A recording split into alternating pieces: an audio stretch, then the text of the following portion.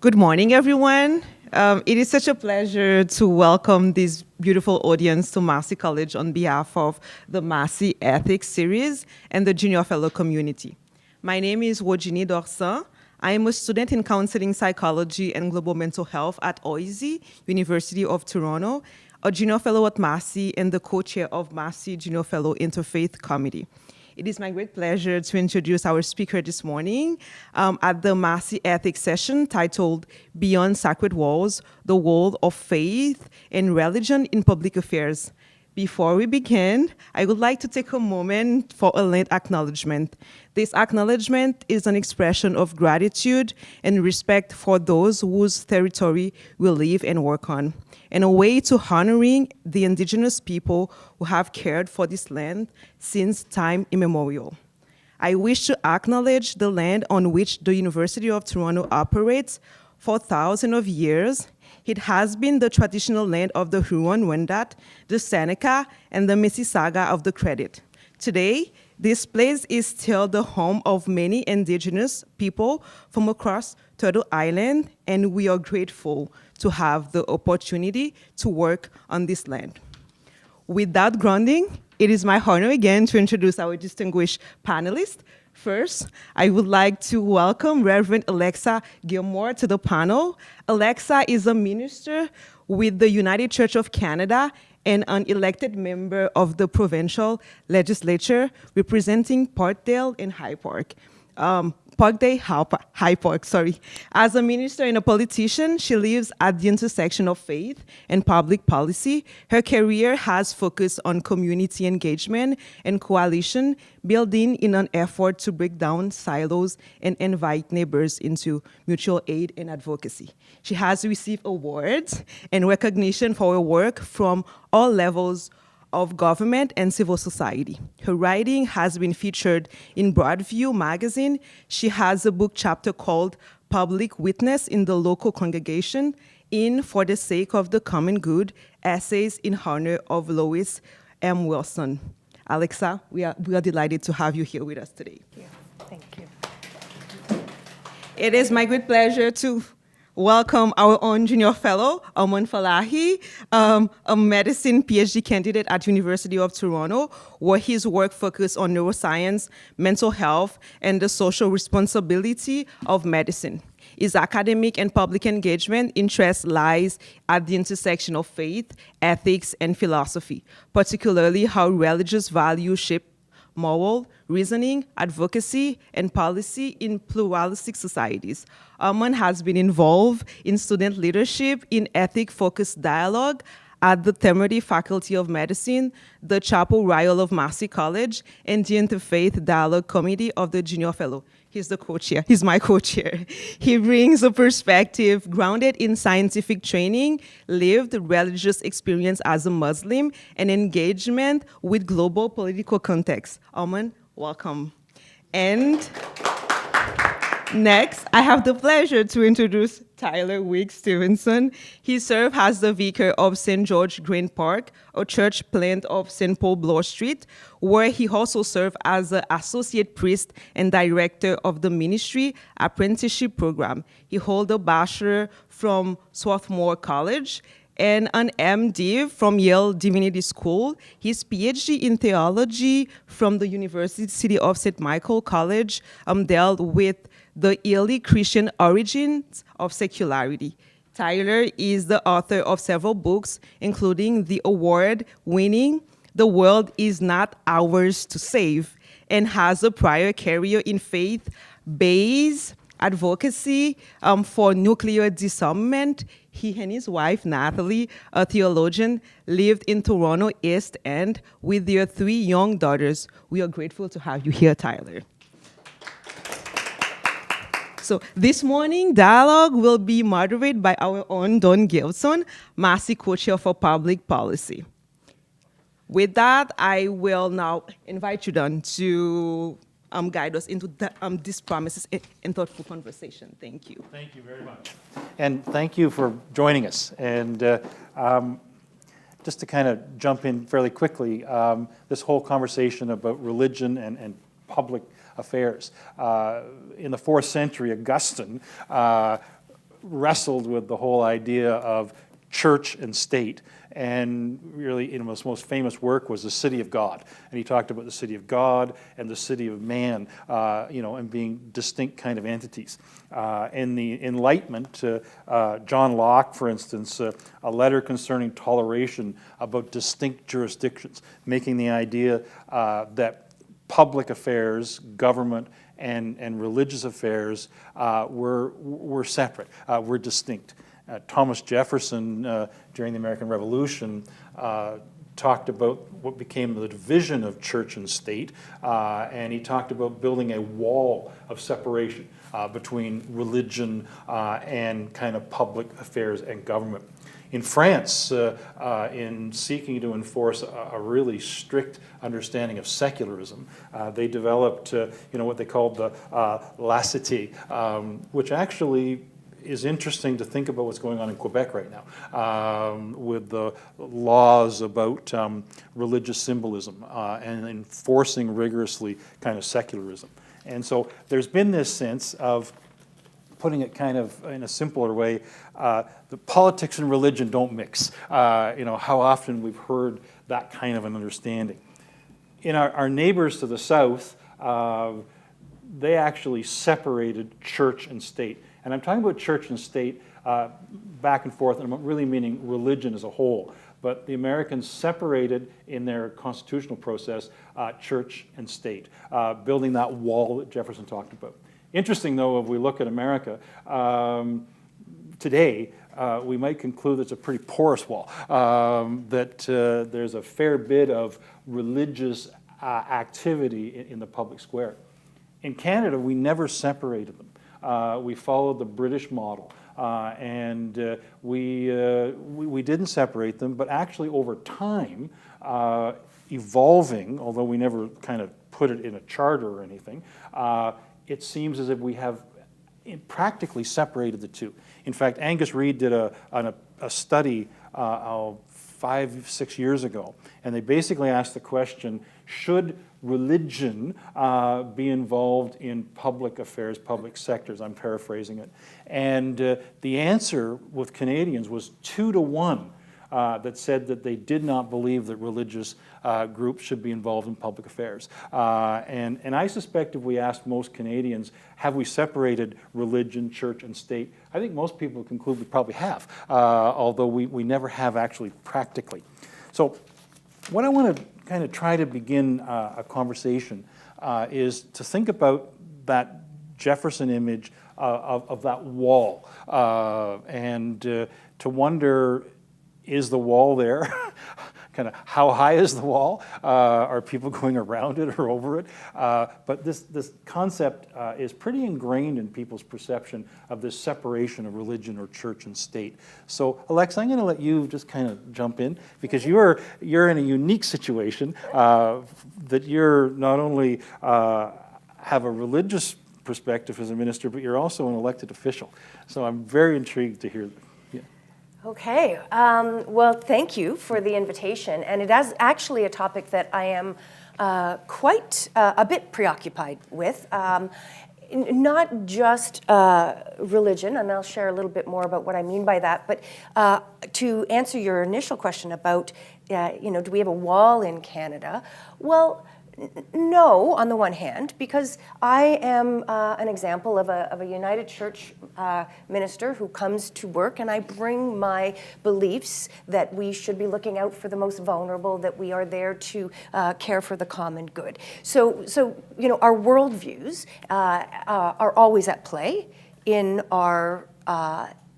our work, and that includes the members of provincial and federal parliament. And I see it all the time in terms of how people are presenting bills, voting, who they're listening to.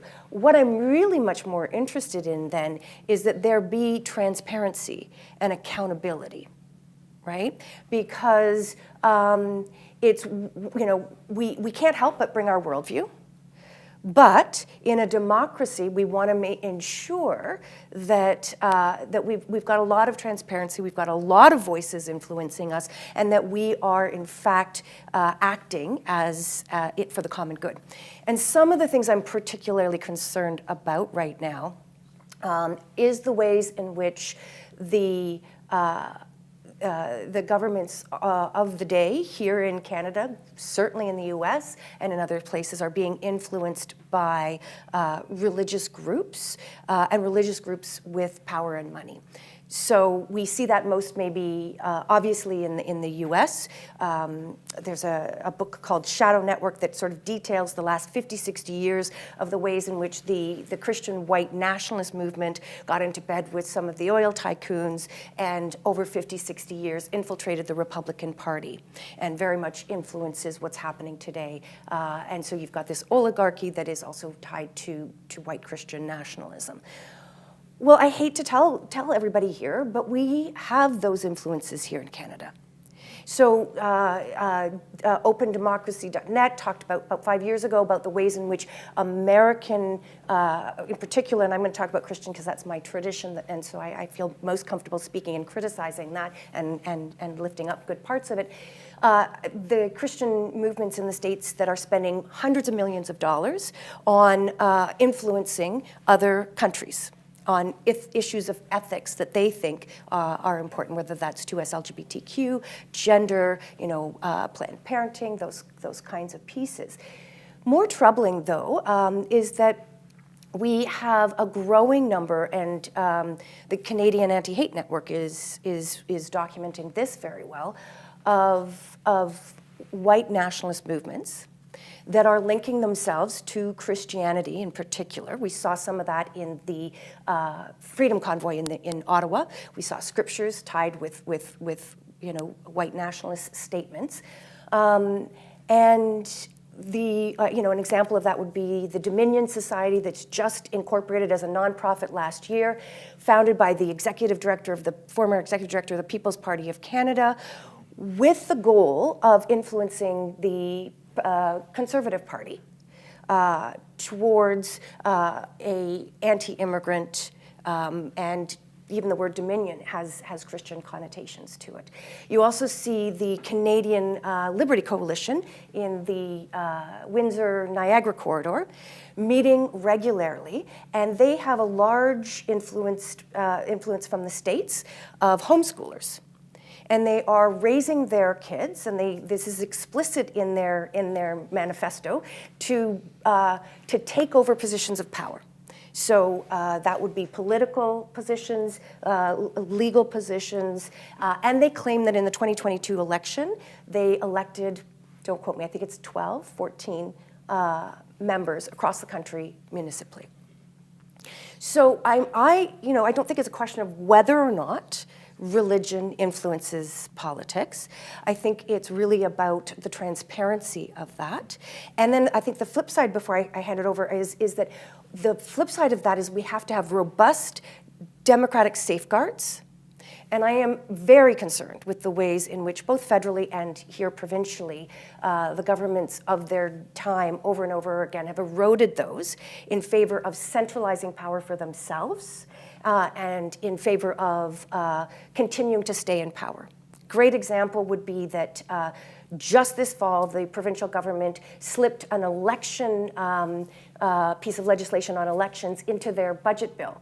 What did they do? They said that we can now spend up to $5,000 each person on a candidate, right? What does that mean? Well, it used to be $1,200 in 2017. Then it went up to $3,400 in 2022. Now it's $5,000 per person. Full disclosure, I'm with the New Democratic Party. We actually have more donors, individual donors, than the Conservatives and the Liberals combined, but our average donation is under $100. The Conservative Party, however, has the highest number of wealthy donors. And in the last election, the Conservative Party outspent the NDP Party 2-1. So if we have Christian right nationalists who are saying their goal is to infiltrate the Conservative Party, if we have money coming in to influence, then our democracy is really at risk. One of the necessary preconditions for what happened in the US was the floodgates of the wealthy influencers coming into politics. So I think we have to put safeguards in place, because it's not a question of whether religion influences politics. It's a question of, is it transparent? Do we still have the robust democratic voice of every single individual in the room, or have we limited it to an oligarchy? Okay, thank you. Tyler, I'm interested to hear your comments. And of course, without getting into the whole understanding of the Anglican Church, you're in a unique position in that your particular tradition does have a particular kind of state relationship, you know. Yeah. So anyways, Tyler, please. Well, thank you. And thanks so much for having me. I'm honored to be here with these two panelists. I think I should preface this by saying I'm an American. I'm now also a Canadian, quite happily. But my experience really comes out of American politics, and it's the context that I know best. So I don't want to speak outside of my expertise vis-a-vis the Canadian situation. But I think where I would jump into your question, and it's honestly drawing more on my academic research than it is on my sort of day-to-day priestly vocation, would be to just look at what you asked about, for example, with Thomas Jefferson and the wall of separation. I mean, I would say Jefferson radically overstated the division that's actually enshrined in the Constitution. What the Constitution establishes absolutely is that the government won't establish religion.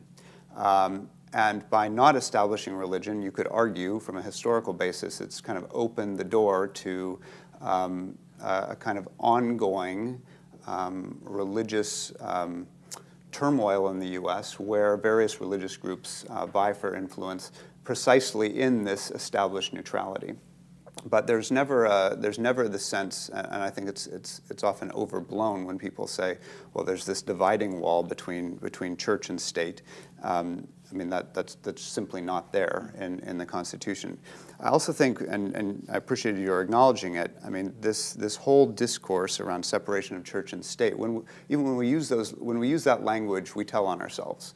Because we're implicitly acknowledging that we are situated within a very sort of Eurocentric history, because those are the categories we're talking about. Church and state is not the same as religion and politics, but within a certain historical trajectory, we can use it as shorthand.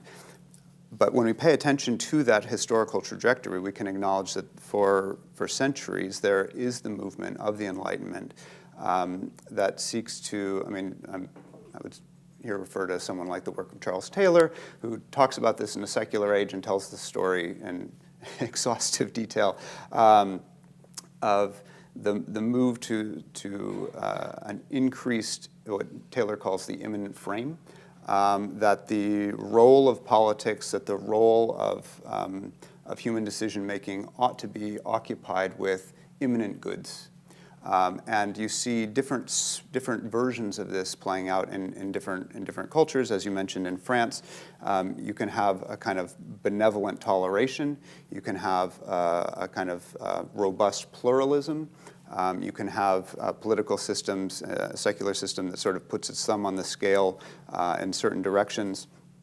But I think that there's a certain political project in the West that seeks to exclude religious and theological thinking from the space of legitimate discourse in the public. I think that's largely gone the way of the dodo. I don't think that there are many people these days who are making a good faith argument that members of the public, cannot bring their whole selves to public discourse and public argument. And in doing so opens the door to religious argumentation within the public. And so then the question, and it's an insoluble question in my view, it's one that requires kind of an ongoing attention. And I think what I heard Alexa saying in terms of, of course religion influences politics, we need transparency, et cetera. You need the mechanism so that the the reasoning is made explicit so that people can actually understand what's happening. But I think that the reason we are seeing this in some sense is because we have seen the failure of a kind of rigorously and aggressively secular approach that would seek to exclude anything and any non-immanent argumentation from the way that we make our decisions. You have a thinker like Jürgen Habermas, who gave a very famous speech in 2001, where he said, like, liberal society depends on values that go beyond what liberal society can create. It requires the sort of deeper, thicker articulations of what it means to exist, of what it means to be a human person, of what it means to be in family and society with one another.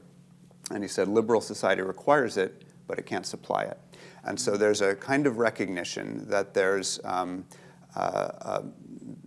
this relationship of dependence.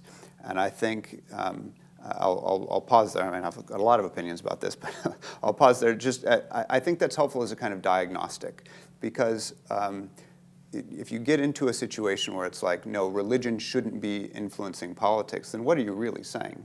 Who gets to make that decision? Whose religion is excluded? What kinds of religious claims are excluded? So you've got the work of like Talal Asad and Saba Mahmood talking about the ways in which this gets deployed against especially minority religious groups, and saying like this in effect kind of disguises the kind of normative religious view that's kind of already baked in.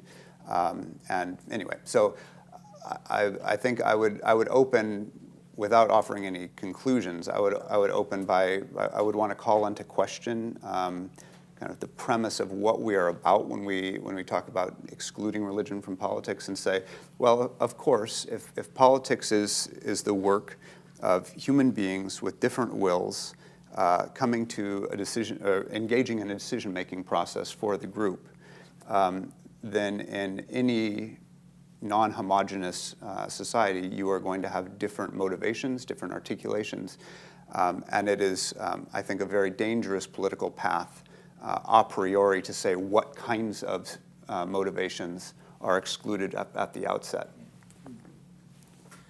Armaan. Yeah, thank you so much for having me. It's a great honor to be here with these panelists as well. I think the points that you brought up, and Alexa that you brought up as well, broach on a lot of the topics that I think about as well. I think within the Canadian context, we have a rich tradition of pluralism, and this is the country that I grew up in and I came to know as religious freedoms and freedoms of expression. And I think what for me is clear in this question of both church and state and religion and politics, because I think they are not quite the same, is that the basis of productivity and public good is in a lot of ways inspired by religious values across the spectrum and through its diversities. And so when we exist in a system, whether it's in the public space, where outright religious arguments or moral framings are perhaps sort of othered or ostracized, I think we should create a public space in which you can take these individual faith-based practices and worldviews and translate them and present them in a way that is appropriately bringing those values into the public space, maybe in a secular way, but we shouldn't be able to outright reject things on the basis of their religiosity or non-religiosity. And I think that's an important distinction in public discussion. Yeah, in terms of where I think the wall is in Canadian society, I think what is very interesting is that how diverse the different people are. Like, the wall is not a singular plane, right? It's almost like a circle and kind of has different players discussing potentially in different directions. And so we have faith-based groups, and often some are minoritized groups as well, who would like their voices heard, because sometimes they feel that whether through secularism or through dominant powers based in other religious thinkings, that their worldviews are suppressed, or that their worldviews are not represented. And so I think in the public square and public forum now, we're having politicians of all stripes and flags behind different party banners, for example, and they bring their unique intersection of their own religious convictions and religious perspectives, in addition to sort of party lines and political advances. So I'm with Alexa in the sense that we need more transparency in terms of who is getting this power, what is the regulation to which autonomous groups, right, like religious groups, can influence public policy, and how is that an equitable process with other groups who maybe don't have the same extent of power or influence. And I think I'll leave it there for now and hopefully jump in. I want to just kind of shift a little bit and making an assumption, although history has at times clearly proven this assumption to not really be good, is that by and large most religious traditions have a sense of wanting to work for the common good.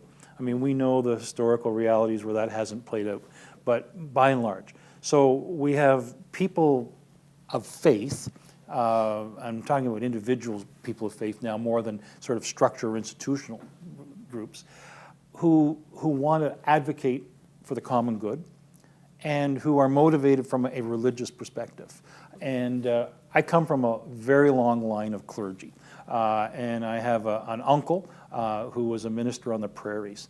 And in fact, Alexa, he served in the same community as Tommy Douglas, and they were lifelong friends. During the Second World War, he was very concerned about the internment of Japanese Canadians. And so on a quite regular basis, on a Sunday morning, he would, in his sermons, he would talk out about that. So much so that he had regular Sunday morning visits from the RCMP taking notes because this was deemed by the government to be something that needed to be monitored. And so this was an individual, you know, I look back at that legacy and I kind of hold that quite dear. But individual people motivated, you know, we talk about activism, but of course, again, from a variety of different perspectives. So I'd just be interested to hear a little bit about, you know, how people of faith engage or can engage, or where we're concerned about that engagement. So I'm gonna start reverse. Maybe Armaan, we could, yeah. Sure. I think it brings up part of this broader question as religious groups are not the same as religious individuals, or even the fundamentals of what the religion is acting upon. You know, I think each individual, whether conscious or not, they bring their biases and belief systems on their value system, whether that's faith or that's not faith. That governs how they're acting within the world. And I think it's important to legitimize that process. It's normal for people to have inclinations towards the common good, hopefully. And I would admonish those who go against, who use religious motivations for the bad. But I think this is something that should not be discredited as a motivation for people to engage in things like activism in a peaceful manner, things like trying to influence change for their communities, trying to fight for injustices, whether domestically or abroad. And I think that this is something that I think the difficulty comes when people organize and orient themselves towards a different vested interest, or like we were saying before, of like marrying or sleeping in the wrong sort of rooms, and how that kind of changes the direction from an individual connection with true values towards worldly temptations that sort of lead people astray. So I think that's another thing that is involved. Tyler. I want to say I'm glad I don't have to follow Alexa because I think I think Alexa has lived out an extraordinary life of integrity in precisely this regard. So I'm very glad that I don't have to go second, and I'm sure you have as well. I just don't know you, so yeah. So I don't know enough to be intimidated. So I want to say two things. One is I think. With regard to how we bring our religious selves into a democratic, pluralistic society, I mean, democracy is an insolubly contested space. It is an open-ended contest. The day that it closes, it ceases to be the thing that it's supposed to be. So And that contested nature is based on plausibility. Can you make your argument plausible to someone else? So I often find in these kinds of arguments, there's almost an implicit desire to make a normative judgment of like, oh, you can only bring certain kinds of religious argumentation into the public sphere, when actually there's really just a de facto argument. If it's plausible to enough people, then democracy's working. That's how it's supposed to go. Now, if I make my argument and it's grounded in, then there's a practical argument. If I make my arguments for a certain public policy good, and it's entirely wrapped up in, very arcane levels of Christian theology, I'm limiting my plausibility. And that's where I think we get the kind of move to argumentation toward the common good, because who's against the common good, right? At least in theory. But I just want to say, I think pointing out that as a category, it's not that a certain kind of argument deemed religious or not religious or the right kind of religious ought to be excluded. Because I do chafe at some of the kind of prescriptive policy proposals like religion's allowed as long as it's a lapdog. As long as it's domesticated and it's going to serve the interests of the state, because there's a fist underneath that velvet glove, and I'm not interested in it. As far as how individuals, this is where I would talk more about my parish context, and this is where I would be kind of. I can't be anything other than deeply Christian in this respect because I'm only engaged on a week in, week out in the spiritual transformation of people who are Christian or seeking to be Christian. And so within the Christian framework, there are lots of different ways of thinking about Christian involvement in politics and broader society. I do injustice to sort of try and flatten it now. But there is a kind of sense of the kingdom of God, which is a core sense of a corporate relationship or a corporate state of affairs that could exist, that Jesus is the core of Jesus' preaching, that it is it's quite uncomfortable, I think, with politics as a category because it actually doesn't, it's not built to be brought into place by sweeping measures that have coercive force behind them. The kinds of transformation that I'm interested in, that's sort of my job, that's my calling, is to tend the souls of the people in my care as best as I am, to help them follow Jesus, to help them be transformed in the image of Jesus. And then the kingdom of God that results from that is not the product of legislation, but is actually sort of like the branching of moss. It's kind of got these fractal edges. It's tiny. It's in the minute interactions of people and how we treat each other with kind of a basic dignity and kindness and compassion. And it's that transformation of self that is deeply unsatisfying as far as like sort of sweeping social movements, but without which I don't think we have much hope. Because our society requires people who are growing in goodness to sort of occupy it while we establish the boundaries that need to be in place for the standards of society around it for when people fail. So I don't know that was very coherent, but what I was driving at is just that I think how religious individuals, in my context, at least the kind I'm most interested in, is very hard to sort of, how they influence societies is in some ways very difficult to put your finger on because it's like the fins on an air conditioner dissipating heat, right? It's these tiny little ways that change, Jesus says it's like yeast in bread. It's like light in a room. So anyway, that's the way that I have come to understand sort of a transformed people transforming their society. Okay, thank you. Alexa. Wow. Thank you both, all three of you. And I feel a little, I don't know, a little almost embarrassed because of course, Tyler, I know you and your anti-nuclear work and the way you've lived your life, the way that you're, Armaan, you're devoted to memory and neuroscience, and the way that you have lived, Dawn, your whole life in ministry and caring for people. So I feel in very good company here in terms of people who have taken their faith and put it into practice to serve.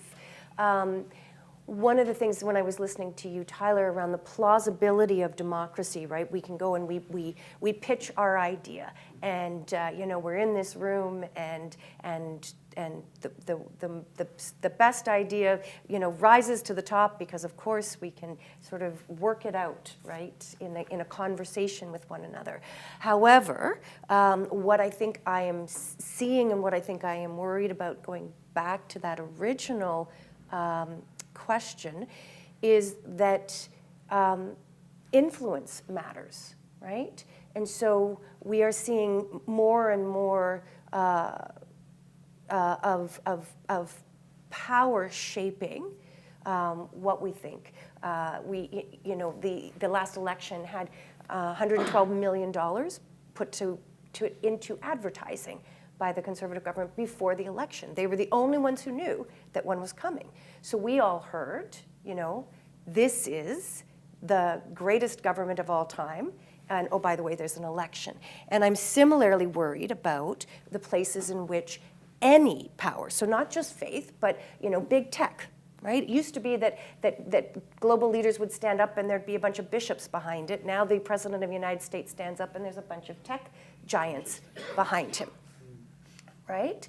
And so if we are going to be able to live out of that tiny grain of in our tradition gospel truth, right, of that social gospel movement that you spoke about, where is the space to protect us from the deep influence of big money and big greed that is hammering on us at all times in all kinds of ways, including our algorithms on social media, to think a certain way, to believe what we think is wrong, to believe that the world works this way and only this way. And so, I go back to those who have resisted that, and I think that to go back to your question about the ways people of faith have lived out their life, I think it is that grounding in our own belief system about what we want to see in the world and what we believe is good. Because here's the thing, no matter what side of the religious sector or political sector you're on, you believe you're good. You believe what you're doing is for the common good, right? So it's really, for me, about a practice of our faith that allows me in particular, when I'm going out there, to make a choice between this and that, between the 100,000 people in my riding that I care for, or the thing that will make me more popular over here. And I think that people of faith have always struggled with those pressures of empire, of greed, of the wealthy in their circles, wanting them to do what's good for them, and having to think very clearly and root themselves, sometimes at great cost to themselves. Yeah. This is just a quick question. And it's just a sort of more observational. If any of you have any sense of kind of religious activism that's functioning, with integrity and engaging in kind of the wider society. Tyler, have you got any? Well, it's like most of my friends. No, I mean, I think it's all over the place. I mean, before this conversation, you were talking about Sojourners and their example, and there's an institution that's existed in the U.S. certainly for decades and has had a profound impact. Again, I don't want to. But these days I think more of the examples that come to mind are homegrown and smaller and more communitarian. So two friends of mine who are both priests, a church called Little Trinity, which I used to serve near the Distillery District, started something called the Good Food Market. And where they are offering, they've got a weekly market that's attempting to address the challenge of getting good fresh produce at decent cost in their neighborhood. It's a way of loving their community. It is precisely what it is. It's not changing, food access for the entire city, but it is making a difference where they are. Anyway, I feel like I should think about that more. I'm gonna leave the door open for others. I would be speaking out of my expertise, yeah, to try and think of a religious body that's sort of lobbying or working towards things in a good way. I think it's something I need to think more about. So it's an interesting question because, again, going back to the thing I was saying earlier, is that each of the religious groups, if you were to speak to them, believe that they're acting with integrity, believe that they're acting out of the common good. So I think the question needs to be sort of broken down a little bit more to defining the common good, right? When we see religious leaders that have jets and multiple homes. And I think about Jesus and his opening remark, which was, I came to bring good news to the poor and liberation to the captives and recovery of sight for the blind. And he's quoting Isaiah, the prophet, who went to the powerful leaders of his time and Amos and others and said, you are trampling on the heads of the poor and selling the needy for silver and all of these kinds of things. So when you need, I think for me, that conversation, we need to define what you mean when you say, are there groups acting with integrity? And when I think about the role of both politics and religion, my operating assumption is that it actually is there to lead us all to be better humans, to care about each other when we feel a little grumpy and a little greedy, and we stop short, right? So you look at the Jewish tradition and the Ten Commandments about, honoring mothers and fathers, not stealing, not coveting, not killing, right?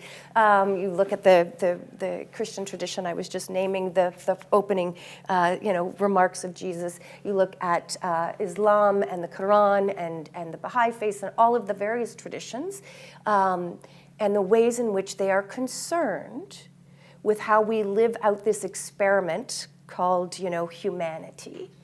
And I see a lot of people doing that. A lot of people sacrificing, like Tyler has just mentioned, like many of the political leaders in office who are living from their faith, and many of the individuals just going about their day and buying a sandwich for someone on the street. For those who are, like ISARC and other religious organizations that are asking the question of, why OW rates and ODSP rates haven't doubled, why there are more than 80,000 people in Ontario who are homeless right now, why 30,000 people on OW are now homeless, right? There are lots of people advocating, and they're advocating from their faith, and that's powerful stuff, right? I mean, as a person of faith, that's where I believe, that spirit is alive, and the reason that we will get through what is arguably a very dark time in global history, where there is a lot of rolling back of rights, a lot of crushing of human rights, of the environment, a lack of concern, a lot of greed. I think it will be that conscience part of us that comes from our faith that will lay the groundwork for the change back to something different. So when you were in ministry, you weren't looking for an airplane? I don't have one yet. No. I don't understand that. Why wouldn't you? Keep hope alive, Alexa. Keep hope alive. Keep hope alive. Yeah. I mean, Planes it's interesting. I'm going to open up to some questions in a minute, but one of the things, that is threaded through most of this conversation is the need in the public square for more conversation and dialogue about the whole role of religious experience and involvement, just the role of people's involvement in the political process entirely. I've opened up an app this morning from the Christian Century, which is a American periodical on Christianity, and its lead article was, we need to talk about morality. And I isn't that interesting?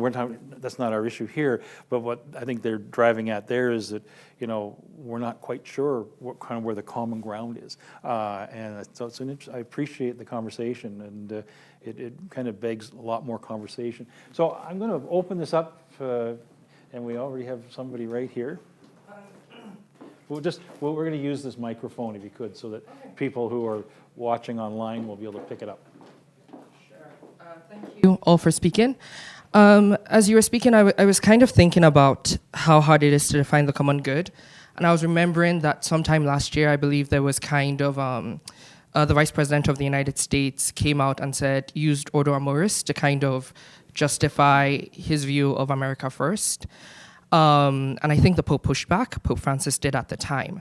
And so I respect kind of what Tyler was saying around we can't kind of prescribe what gets said ahead of time. But in a conversation in which everyone is kind of speaking, I'm kind of curious if any of you have thoughts about what the obligation is of religious institutions or people to push back against kind of the weaponization of theology and doctrine to justify certain political aims. If the policing isn't going to come from the secular state, how does the policing or how does that conversation happen within the community itself? And what does that look like meaningfully? Thank you. One of you want to take a crack at that? Sure.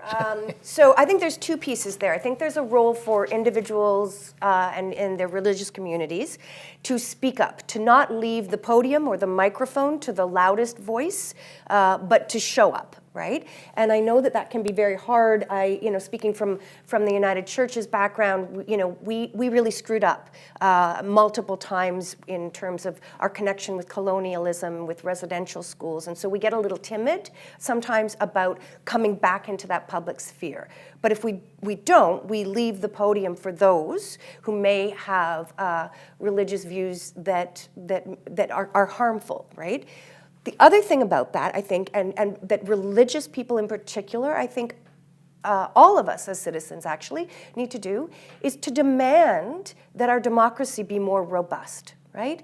What do I mean by that? Again, an example here in Ontario, we have some of the most egregious legislation that is passed ever, right? Bill 5, if you look up Bill 5, allows the government to take a plot of land, call it a special economic zone, and all of the other rules and laws are now subject to the minister's whim. That's maybe fine if this is a benevolent government, but what if the government is taken over by someone not so benevolent? What happens, right? We are losing our safeguards, right?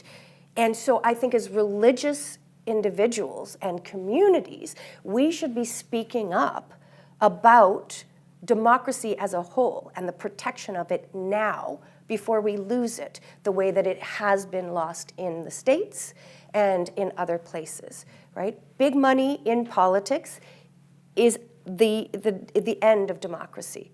So too is the consolidation of power to the Premier's office, the Prime Minister's office, right? We are about to lose our school trustees. That is an entire level of democracy gone. And that's going to happen in the next couple of months if people in Ontario don't rise up and do something about it. People of faith who believe in the common good, who believe in protecting the most marginal, the most vulnerable, have an obligation to speak out about democracy, even if it's not in their own best interest, because they are the dominant voice in power right now. They should still be speaking out about it. Yeah. Other questions? Anybody have a question? Can I just say something Sure. very Please, yes, yeah. Those questions. I mean, yes, I think that would be what I would think needs to happen. That if you do not want a kind of top-down policing of what kind of speech is allowed, then you sort of necessarily require a messier sort of nexus of dialogues and arguments that happen within communities. And I think that what's powerful about that is that you actually then can make arguments that rely on a community's primary vocabulary rather than one that's watered down for sort of public consumption, or you can speak explicitly in theological terms like, well, these are your ostensible goals. Here's why these don't line up with the Christian theological tradition, is something that I could conceivably say in a Christian context. So yeah, I mean, I think procedurally that would be the kind of thing I would envision.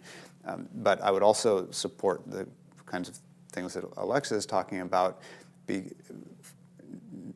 It's funny, this may feel like it's splitting hairs, but I think it matters. As a Christian, it's not that I don't think being a Christian means that I have to be pro-democracy. Those two are not coextensive.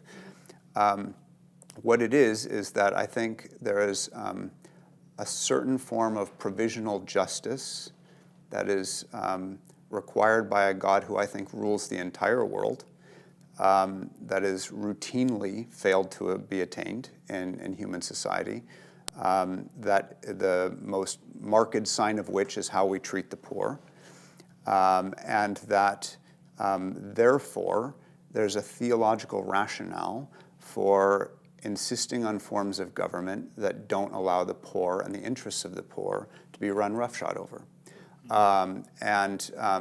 That doesn't, I can see it now, like Tyler hates democracy. That's not what I'm saying. No. This is why I'm not on Twitter anymore. And again, that might seem like it's splitting hairs, but I really think it matters, because otherwise, I think what we do is we run the risk of sort of evacuating the theological project of I can only speak for Christianity, the theological project of our communities into a political endeavor, and I actually don't think anything good comes out of that. Yeah, there was a question over here, I think. Well, before my question, I'd like to posit when you asked about religious groups that are striving for a common good. I would like to submit the Quakers as a potential answer there. And I attend Quaker meetings, so I am biased in that. But kind of leading off what you were just saying, Tyler, I think as we've talked about, there's so many examples of individuals or organizations who do believe that they are, enacting a common good, but there is a high level of persecution in the policy and the actions of these groups, especially towards queer people, women, people of color, all kinds of marginalized communities. How do we inspire people whose politics come from a place of compassion and empathy to recognize that being in public office is a good use of that practice, and that in putting those values into practice in a legislative setting is a good use of their time, of their energy, and will contribute to the larger good as a whole? Armaan, do you want to take a crack at that? So if I understand the question, is how do we inspire people who enter public office to draw on the good elements of their religious background? Yeah, essentially, yeah. Because I think there's many people who come to public, many people who end up in public roles who have a very, I would portray my own stance, I would portray it as a very persecution-heavy agenda on restricting the freedoms of many other individuals. I don't believe that personally. I think an elected individual should safeguard the rights of all people in a country. And there are many people who I think would agree that their religious tradition is also in alignment with that, but they wouldn't use that tradition as an inspiration or as a motivation to run for office, and would downplay it because they don't see it as being a correct or an allowable thing to reference. Kind of what Tyler was just saying. So someone who, for whose faith tradition there's differing views on a certain topic. Is that in essence? Yeah. Well, I think that is the modern issue, right, with democracy and people coming in with their individual backgrounds, especially if they're not coming from a religiously educated perspective. I think the context in which people exist is in the sense of power and greed and to work within the larger forces of the society, and I think that element can lead people to betray these levels of core values that they potentially, and those that influence their belief system, whether it's religious authorities or otherwise, would urge them to commit towards. So I'm not totally sure of what ways we encourage encourage people to discard with their beliefs that oppress or repress the rights of certain individuals, whether they be in the LGBTQ+ community or women or any other minoritized group. I think it's about the culture, the modern cultural understanding, which is typically shared by the majority of people, whether or not that's religiously inspired globally.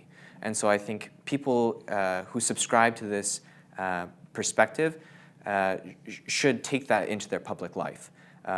where they are grounded in the good elements of their belief system, which do enshrine the rights of the poor, the needy, and people of diverse backgrounds. I just hopefully maybe Tyler or Alexa could have a different perspective to practical ways to address that. Thank you. I see that there's online question, but I don't have any text. Okay. Can anyone explain why too many evangelicals support Donald Trump, who repudiates the Gospels daily? That's a whole hour in itself. Only? I mean, it's complex, right? There's multiple reasons. We're putting a group of people into one category. There's fears. There's the preying on poor whites in the South that was part of this movement, which Jonathan Wilson Hargrove writes about in White Poverty. There's the sense of loss of watching, your traditions being replaced. No one goes into these spaces like a cardboard cutout. So it is a really important question to ask. It's actually a really important question to kind of explore if you are safe to explore it. I recognize, my body's a safer body, like, a queer body, racialized body. That's a much harder thing to go into those conversations. But only when we understand that and fight against that on our own side, are we going to be able to change the conversation? But I would go back to my opening premise that a bunch of this is about money. A bunch of this is about money, and until we get money out of politics, we are going to see all of us preyed upon. And to the previous person's question, your vote matters. Your ability to organize matters. You can influence those MPPs, those MPs, those city councilors by calling, writing, organizing, inviting them to their best selves, right? That we want to see people of compassion in politics, and we want to hold them to that. So let them know. Andy, do you want to Do you want to jump speak? in on Because that? I know the American context is yours, Tyler.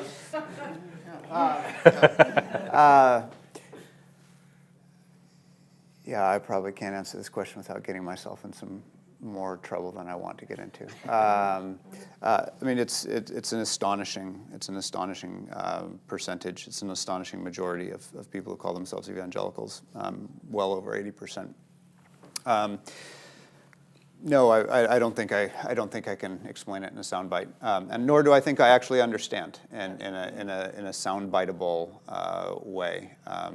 So I'm gonna take a pass. I will say for the person who wants to investigate, there's loads of writing about this, right? My friend Molly Worthen writes for the New York Times. Her occasional columns deal with stuff like this in a very thoughtful way. Christianity Today, the sort of the establishment magazine of American evangelicalism, has a very complicated relationship with and has been sort of a minority voice against evangelical support for President Trump. Anyway, I don't think there's any way to do justice to the question with the time. For me, what it invokes is that I find myself, when I talk about being a person of faith, and then people saying, but what's going on in America, I find myself defining it actually in the negative. No, I'm not like that, or no, I'm not this, or no, I'm not that. It's, but it is very, very difficult. I think we've got time for one more question from the audience. Yeah, please, yeah. Thank you for the opportunity to speak. I'm happy to be here and to be a part of this dialogue. I hope that there are more dialogues like this. My question is very simple: how do people who are marginalized, persecuted, and let's just, for lack of a better word, poor, actually have a voice? You've mentioned, Alexa, the voting, but how are other ways that they can have a voice in the political arena and also in the religious arena, and also where they intersect? Thanks.